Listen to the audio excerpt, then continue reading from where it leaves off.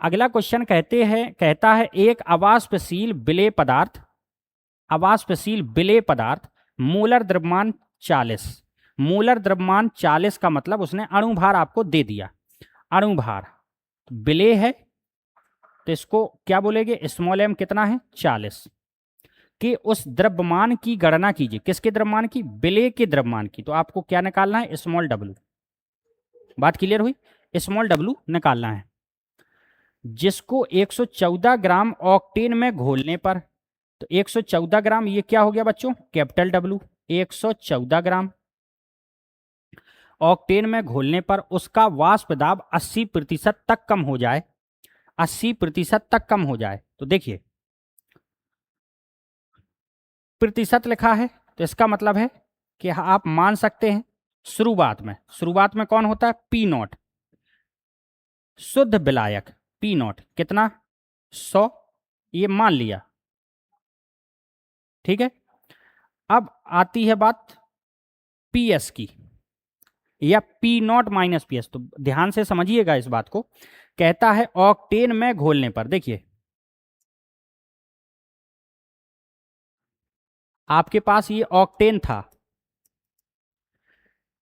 विलेय पदार्थ को ऑक्टेन में घोलने पर, विलेय पदार्थ को ऑक्टेन में घोलने पर उसका वाष्प दाब 80% तक कम हो गया। पहले जो था, पहले कितना था 100 पी नॉट, और कहता है जैसे ही आपने विलेय पदार्थ घोल दिया तो उसका वाष्प दाब 80% तक कम हो गया। तो 80% तक कम हो गया विलेय पदार्थ को, जैसे ही आपने मिला दिया तो क्या बन गया, पीएस। सही है भाई, विलेय पदार्थ को जैसे ही इसमें मिलाया, विलेय पदार्थ को मिलाया तो ये क्या बन गया, विलयन। तो कहता है कि जो पहले ये था ऑक्टेन का, जैसे ही आपने विलेय पदार्थ मिला दिया तो क्या बन गया, विलयन। तो कहता है उसका वाष्प दाब 80% तक कम हो गया, कम हो जाए, इसका मतलब 80% तक कम हो जाए। तो विलयन का जो वाष्प दाब है वो कितना होगा, 80। इससे पिछले वाले सवाल में आपने P naught minus P S 10 लिखा था, क्यों, क्योंकि कहता था जल का वाष्प दाब 10% कम करने के लिए, मतलब विलायक का वाष्प दाब में कमी कितनी थी, 10। तो विलायक के वाष्प दाब में ये कमी निकालने के लिए माइनस हो गया। लेकिन यहां पे सिचुएशन दूसरी है। यहां पे कहता है 114 ग्राम ऑक्टेन में विलेय पदार्थ को घोलने पर उसका वाष्प दाब किसका, ऑक्टेन का, विलायक का वाष्प दाब 80% तक कम हो जाए। तो भाई विलायक था और विलायक से धीरे धीरे क्या बन गया, विलयन बन गया। तो वो क्या कह रहा है कि 80% तक कम हो जाए, इसका मतलब जो विलयन है उसका वाष्प दाब क्या हुआ 80, क्योंकि विलायक का आपने प्रतिशत है तो कितना मान लिया 100।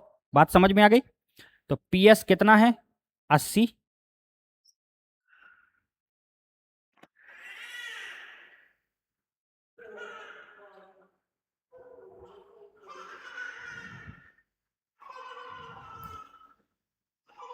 अब देखिए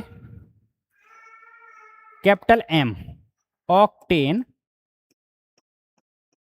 जिसका सूत्र होता है सी ऑक्ट का मतलब 8 कार्बन, ठीक है, और एन लगा है, एन का मतलब सिंगल बॉन्ड। तो आपने एल्केन का सूत्र पढ़ा होगा, CnH2n+2, एल्केन ऑक्टेन एल्केन। यहां एन का मान 8 रखिए तो C8, यहां 8 8 दूनी 16 और 2 18, ये ऑक्टेन का सूत्र हुआ का अणुभार स्मॉल एम नहीं, सॉरी कैपिटल एम, क्योंकि ये विलायक है, ये क्या है, विलायक।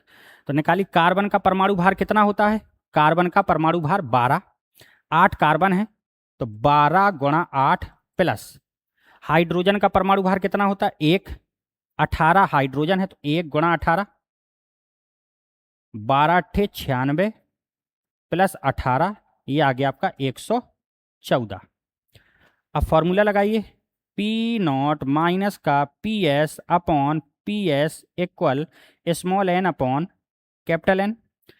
इसके स्थान पर क्या रख सकते हैं, small W upon small M, और कैपिटल एन की जगह capital W upon capital M. तो ये कैपिटल एम कहाँ पहुंच गया, ऊपर। मान रखिए तो P not 100, P S 80, P S 80, small W निकालना है, कैपिटल एम 114, स्मॉल एम दिया है 40, कैपिटल डब्ल्यू 114, 114 से 114 कट गया, ये कितना आया 20/80 बराबर W/40। ये कट गया 4 बार, तो 1/4 बराबर W/40। 4 से ये कट गया 10 बार, तो W बराबर 10 ग्राम। ये आपका क्या आ गया बच्चों, आंसर।